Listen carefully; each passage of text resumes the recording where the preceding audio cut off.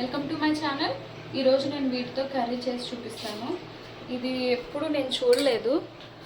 నేను మార్కెట్లో కూరగాయలు కొంటున్నప్పుడు చూశాను. ఇవి దొండకాయలా ఉన్నాయి కానీ దొండకాయలు అయితే కావు. ఇగో దొండకాయలు అయితే ఇలా ఉంటాయి. ఇవేమో దొండకాయలానే ఉన్నాయి కానీ కట్ చేస్తే కూడా ఇదిగోండి ఇలా ఉంది. ఇది కర్రీ ఫ్రై చేసుకోవచ్చంట.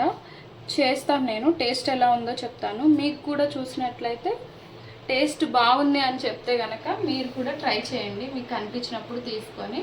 ఓకేనా? ఎలా చేయాలో చేసి చూపిస్తాను, చూడండి.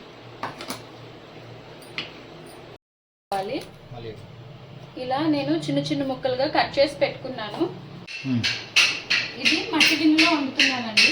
ఈ గిన్నెలో నేను ఎప్పుడో తీసుకున్నదే కానీ డైలీ మా ఇంట్లో వాడతాము.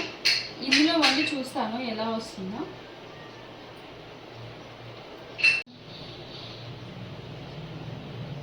కొంచెం హీట్ అవ్వగానే ఇది వేసేయాలి. ఆయిల్ వేసుకోవాలి.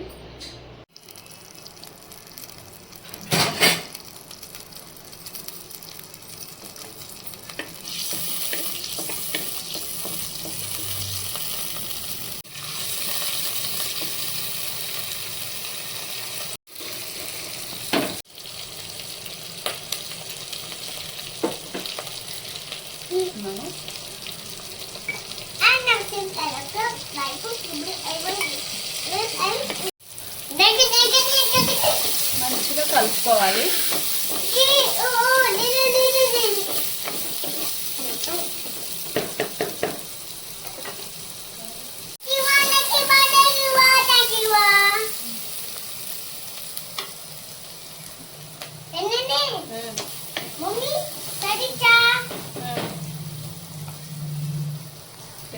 ముక్కలు వేసాం.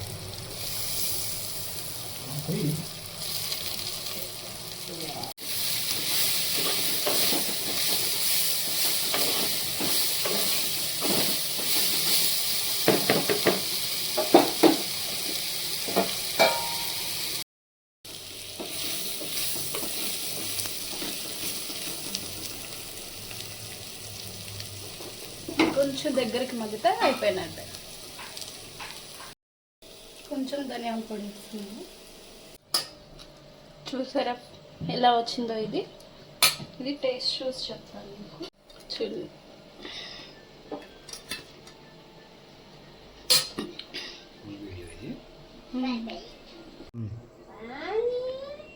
టేస్ట్ చూసి చెప్తా అండి. చూడడానికి అయితే దొండకాయ లాగా ఉంది. టేస్ట్ ఎలా ఉందో చూద్దాం మరి.